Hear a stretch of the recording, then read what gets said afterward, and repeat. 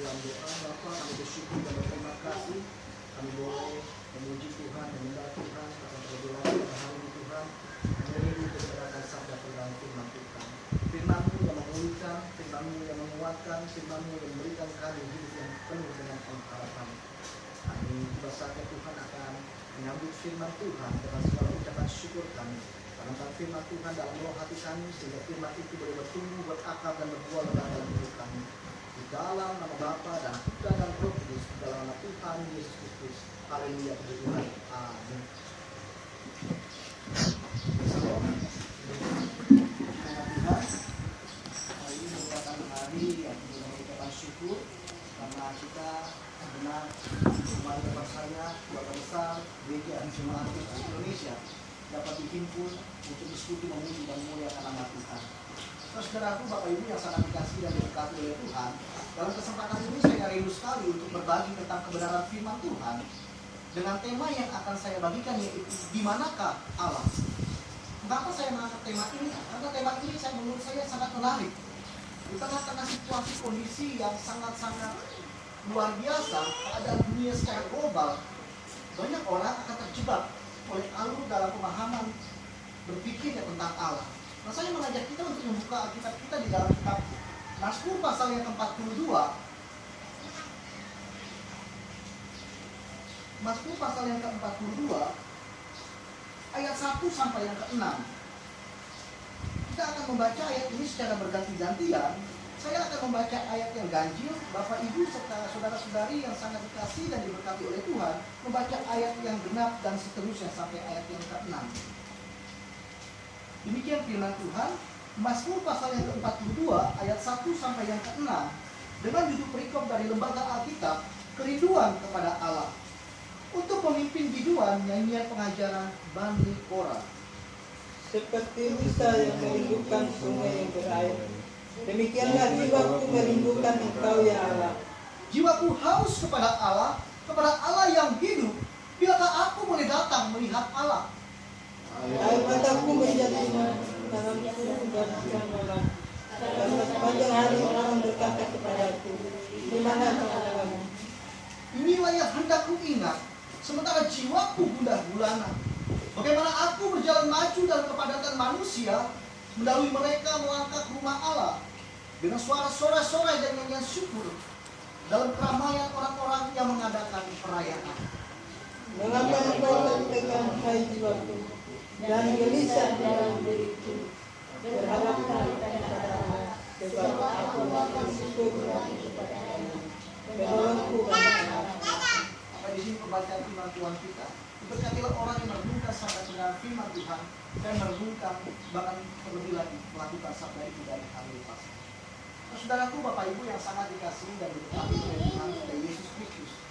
Di tengah-tengah dunia yang dipenuhi dengan permasalahan, di tengah-tengah dunia yang saat ini dipenuhi dengan masa-masa kesukaran, di tengah-tengah dunia yang saat ini dipenuhi dengan kejahatan, bahkan terlebih lagi maraknya wabah virus corona yang menyebabkan tingginya angka penderita positif yang ada terjadi di Indonesia maupun yang ada di kota kita Manokwari tercinta. Tentunya ini akan membuat terkadang iman orang percaya itu bertanya-tanya, di manakah Allah? Seperti layaknya seorang ateis yang berkata kepada orang percaya, hai anak Tuhan, jika Tuhan itu ada, di manakah Allah? Mengapa Allah mengizinkan penderitaan terjadi di muka bumi ini? Hai anak Tuhan, jika Tuhan ada, mengapa Allah mengizinkan persoalan terjadi di muka bumi ini? Hai anak Tuhan, jika Allah ada, mengapa Allah mengizinkan kejahatan terjadi merajalela di tengah-tengah muka bumi ini? Saudaraku, pertanyaan ini sangat menarik untuk kita renungkan secara bersama-sama. Jikalau saudara dan saya tidak memiliki pemikiran Kristus dan hati saudara tidak dituntun dengan kuat kuasa Roh Kudus, maka saudara akan terjebak oleh alur berpikir seperti layaknya seorang ateis yang akan mempertanyakan, di benar iya ya, di manakah Allah? Padahal firman Tuhan berkata dalam Ibrani pasal yang ke-13 ayat yang ke-5. Di sana dikatakan ayat yang 5b dikatakan bahwa aku sekali-kali tidak akan membiarkan engkau dan aku sekali-kali tidak akan meninggalkan engkau. Dari ayat ini membuat suatu kesimpulan bahwa dalam pemahaman dalam kehidupan kita sebagai orang percaya, baik dalam keadaan suka maupun dalam keadaan duka, baik keadaan baik maupun buruk, Allah selalu ada bersama-sama dengan saudara dan saya. Allah tidak pernah meninggalkan saudara dan saya. Lantas timbul pertanyaan dalam setiap kehidupan orang kita sebagai orang percaya, apakah tabu bagi orang Kristen di saat mengalami suatu penderitaan, di saat mengalami suatu masa kesukaran, untuk berkata, di manakah engkau Allah? Apakah tabu bagi orang Kristen di saat mereka sedang ditimpa masa-masa kesesakan, berkata, mengapa engkau meninggalkan aku ya Allah? Saudaraku, Bapak Ibu yang sangat dikasihi dan diberkati oleh Tuhan, pernahkah saudara merasakan ditinggalkan oleh Allah? Pernahkah saudara merasa ketika saudara berdoa, akan tetapi saudara tidak tahu lagi doa saudara harus dipanjatkan kepada siapa? Pernahkah saudara merasakan frustasi kepada Allah pada saat saudara membutuhkan tuntunan dan pimpinan daripadanya, tetapi Allah diam seribu bahasa? Saudaraku, Bapak Ibu yang sangat dikasihi dan diberkati oleh Tuhan, inilah yang dirasakan oleh penulis Mazmur 42 yang disebutkan namanya yaitu Bani Korah. Mazmur ini mengalami suatu persoalan yang cukup serius, saudara, bersama orang-orang Israel yang ada pada saat itu. Sebab bangsa Israel pada saat itu sedang ditawan dan dijajah oleh bangsa Babel. Bangsa Israel kalah berperang melawan bangsa Babel. Dalam keadaan demikian, dalam keadaan penindasan dan penganiayaan, dalam masa perbudakan, walaupun bangsa Babel mengizinkan bangsa Israel untuk bersekutu dengan Allah, berbakti dan beribadah kepada Allah, akan tetapi setiap kali bangsa Israel ini beribadah kepada Allah, bangsa Babel ini melakukan cemooh-cemooh, saudara-saudara. Dan ini membuat hati bangsa Israel terluka. Mengapa hal ini bisa terjadi? Karena bagi orang Babel memiliki suatu pemahaman bahwa bangsa Israel ini mengapa masih mempercayai Allah Yahweh, yang dimana bangsanya telah kalah dalam berperang. Saudaraku, Bapak Ibu yang sangat dikasihi dan diberkati oleh Tuhan, pada zaman perjanjian lama, setiap orang memiliki satu konsep pemikiran bahwa jika suatu bangsa kalah dalam berperang, itu bukan disebabkan karena militer mereka kurang kuat, tetapi karena dewa yang mereka sembah kalah kuat dengan dewa yang mengalahkan bangsa mereka. Saya yakin dan percaya telah selama bertahun-tahun bangsa Israel ini telah berseru kepada Tuhan. Telah selama bertahun-tahun bangsa Israel ini telah berdoa kepada Tuhan, tetapi Tuhan hanya diam saja. Bertahun-tahun bangsa Israel meratap, bertahun-tahun bangsa Israel menderita, tetapi seolah-olah Tuhan tidak peduli dengan mereka. Saudaraku, Bapak Ibu yang sangat dikasihi dan diberkati oleh Tuhan, di dalam kerinduan agar Tuhan hadir di dalam kehidupan mereka inilah pemazmur menuliskan satu ungkapan rasa hatinya. Dikatakan dalam ayat yang kedua berkata demikian, seperti rusa yang merindukan sungai yang berair, demikianlah jiwaku merindukan Engkau ya Allah. Saudara, siapa di sini yang sering melihat lukisan rusa? Kalau saudara melihat para pelukis menggambarkan lukisan rusa, bagaimana mereka melukis dengan background yang cukup indah. Di sekitarnya rusa itu berada di pegunungan, di sampingnya ada rumput-rumput yang hijau, dan di sampingnya lagi ada sungai aliran yang berair. Tetapi saudara-saudaraku yang sangat dikasihi dan diberkati oleh Tuhan, saya ingin katakan bahwa pada saat pemazmur menuliskan ayat ini, pemazmur tidak mempunyai gambaran rusa seperti yang saya ceritakan tadi.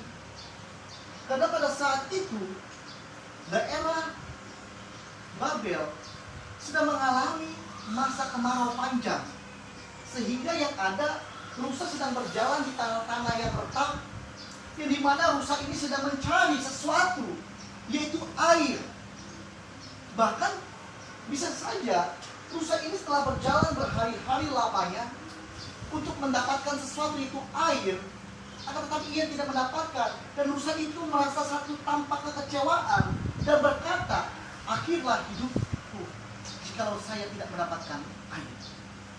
Saudara-saudaraku, Bapak Ibu yang sangat dikasihi dan diberkati oleh Tuhan, itulah gambaran yang ingin digambarkan oleh penulis Mazmur pasal yang ke-42, di mana seperti rusa yang merindukan sungai yang berair, demikianlah jiwaku merindukan Engkau ya Allah. Aku kesepian, aku menderita, aku merata, di mana Engkau Tuhan. Itulah kehausan Israel, saudara-saudara, yang bertahun-tahun lamanya berada di pembuangan, tetapi Allah sepertinya tidak peduli dengan mereka. Dikatakan ayat yang ketiga, jiwaku haus kepada Allah yang hidup. Bilakah aku boleh datang melihat Allah? Saudaraku yang sangat dikasihi dan diberkati oleh Tuhan, kata bilakah aku boleh datang melihat Allah, jikalau diganti, kata ini mungkin menjadi seperti demikian. Bolehkah aku melihat Allah? Ini bukan berarti bahwa pemazmur baru berdoa, bukan berarti pemazmur baru saja berseru-seru kepada Tuhan, tetapi pemazmur telah bertahun-tahun berseru dan berdoa kepada Tuhan agar kiranya, Tuhan, bolehkah aku datang melihat Engkau? Saudara, ini adalah sesuatu perasaan hati yang sangat sepi, seperti layaknya seorang istri yang ditinggalkan oleh sang suami. Rasa dibuang, rasa dilecehkan, dan tak mendapatkan perhatian. Seperti itulah ungkapan bangsa Israel kepada Allah. Sehingga dikatakan ayat yang keempat, air mataku menjadi makananku siang dan malam, karena sepanjang hari orang berkata kepadaku, di manakah Allah? Saudara, bayangkan, di tengah-tengah keadaan penindasan ataupun perbudakan yang dilakukan oleh bangsa Babel, bangsa Israel masih tetap setia menyembah Allah Yahweh. Tetapi orang Babel ini selalu menghina mereka, karena bagi orang Babel ini adalah sesuatu nggak masuk akal. Bagaimana mungkin orang Israel masih mempercayai Allah yang dia sembah, yaitu Yahweh, sementara mereka sendiri telah kalah berperang melawan bangsa Babel. Dengan kata lain, orang Babel berkata, jelaslah Allahmu kalah sakti dengan dewa kami, jadi sembahlah dewa kami. Kenapa kamu terus menyembah Allah Yahweh? Inilah yang dikatakan, di manakah Allah? Saudaraku, ini adalah suatu penghinaan yang sungguh luar biasa yang dilakukan oleh Babel. Maka menangislah dan merataplah Israel. Dikatakan ayat yang keempat, air mataku menjadi makananku siang dan malam, karena sepanjang hari orang berkata kepadaku, di manakah Allah? Saudaraku yang sangat dikasihi dan diberkati oleh Tuhan, perasaan ditinggal oleh Allah pun pernah dirasakan oleh seorang yang bernama Daud. Daud begitu frustasi di tengah-tengah persoalan yang menimpa dalam kehidupannya. Dia ingin Allah hadir ketika masalah terjadi dalam kehidupan Daud, tetapi Allah absen. Sampai-sampai Daud berkata dalam Mazmur pasal yang ke-62, 63, ayat yang kedua, Mazmur yang pasal yang ke-63,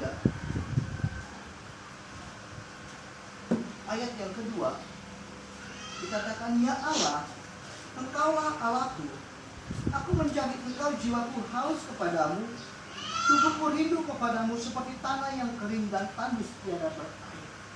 Saudara perhatikan, Daud pernah mengalami satu perasaan ditinggal oleh Allah, yang dimana Alkitab mencatat bahwa Daud adalah orang yang berkenan di hati Allah.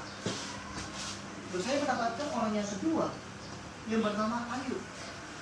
Bagaimana Alkitab mencatat bagaimana Ayub merupakan orang yang sangat saleh. Akan tetapi Ayub pun pernah mengalami suatu masa yang dimana ia ditinggalkan oleh Allah. Sehingga dia menuliskan dalam Ayub pasal yang ke-23 ayat yang ke-8. Ayub pasal yang ke-23 ayat yang ke-8. Di sana dikatakan, sungguh kalau aku berjalan ke timur, ia tidak di sana, atau ke barat, tidak kudapati dia. Di utara ku cari dia, ia tidak tampak. Aku berpaling ke selatan, aku tidak melihat dia. Saudara bayangkan, seluruh harta Ayub habis, anak-anaknya habis karena ditimpa oleh musibah bencana. Bahkan istrinya pun mengutuki Ayub dan berkata, kutukilah Allahku. Saudaraku, orang saleh pun bisa merasakan ketika ditimpa satu masalah persoalan. Dia merasakan ketika aku mencari ke barat, ketika aku mencari ke timur, ketika aku mencari ke selatan, sepertinya Allah tidak tampak. Bahkan orang yang ketiga, saudara-saudara, hal serupa juga pernah dialami oleh Yesus Kristus. Saudara tahu, ketika Yesus Kristus berada di puncak salib, tepatnya di bukit Golgota, pada detik-detik terakhir, Yesus berseru, Eloi, Eloi lama sabachthani, yang artinya, Allahku, Allahku, mengapa engkau meninggalkan aku?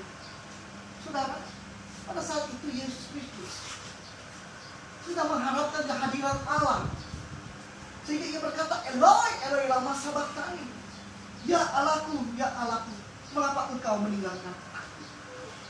Saudara, mungkin sebagian dari kita pernah atau mengalami perasaan ditinggal oleh Allah. Ada rasa kepahitan yang terjadi dalam kehidupan kita, tanpa kita sadari ada rasa kekecewaan yang terdalam kepada Tuhan. Karena pada saat kita membutuhkan pertolongan Tuhan, sepertinya Tuhan diam saja. Jadi saudaraku, adalah sesuatu yang tidak tabu bagi orang Kristen. Ketika ia berada di dalam masa penderitaan atau masa kesesakan, dia berkata kepada Allah, di manakah engkau Allah? Mengapa engkau meninggalkan aku? Pemakhluk pun melakukan hal yang sama. Daud pun merasakan hal yang sama. Bahkan Yesus Kristus pun mengatakan, Eloi, Eloi, lama sabachthani. Saudara, mengungkapkan satu perasaan kita kepada Allah adalah sesuatu hal yang wajar ketika kita sedang berada di puncak, benar-benar titik yang terendah, dan kita memang membutuhkan pertolongan Allah senantiasa hadir dalam kehidupan kita. Saya yakin dan percaya bahwa Allah yang kita sembah di dalam Yesus Kristus adalah Allah yang maha penyayang, maha pengasih, berlimpah kasih setia dalam kehidupan saudara dan saya, sehingga Dia tahu apa yang menjadi problem dalam kehidupan kita, sehingga kita berseru kepada Tuhan. Dia mendengar dan Dia akan menjawab sesuai dengan waktu yang akan ditentukan dalam kehidupan kita. Dan menjadi pertanyaan adalah, kita jangan cuma berhenti merata, menangis, dan mengeluh dan berteriak kepada Tuhan ketika persoalan, permasalahan itu berat di dalam kehidupan kita. Melainkan kita boleh meratap, kita boleh komplain kepada Allah, dan kita berkata, di manakah engkau Allah? Mengapa engkau meninggalkan aku ya Allah? Tetapi kita harus melanjutkan langkah kaki kita untuk melihat sesuatu yang ada di depan sana, saudara. Apa yang ada di depan sana? Kasih karunia Allah yang tidak pernah berhenti dalam kehidupan saudara maupun dalam kehidupan saya. Inilah kita melihat membaca firman Tuhan kita dalam Mazmur pasal 42. Bagaimana awal mulanya bangsa Israel ini meratap, bagaimana awal mulanya bangsa Israel ini menangis di hadapan Allah dan mempertanyakan, di manakah Allah? Mengapa engkau meninggalkan kami umatku? Saudaraku, akan tetapi pada puncak-puncak terendah bangsa Israel dan penulis Mazmur ini, dia langsung mengarahkan pandangannya kepada Allah Yahweh yang dia sembah di dalam Yesus Kristus. Sehingga ketika dia mengalihkan pandangannya kepada Allah, matanya hanya tertuju kepada Allah, dia mendapatkan suatu pengharapan yang baru. Dia melihat bahwa Allah yang disembah di dalam Yesus Kristus berbeda dengan apa yang ada di dalam pikiran mereka. Sehingga menarik sekali pada pasal ini mengajarkan kita, pertama-tama, dan membuat kita dapat bangkit dan kuat kembali ketika kita masuk dalam masa penderitaan ataupun masa kesukaran, adalah perlu bagi kita mengingat di masa-masa lampau bagaimana Allah menolong kehidupan saudara dan saya. Dikatakan di ayat yang ke-5 dan ke-6, Mazmur pasal yang ke-42 ayat 5 dan 6.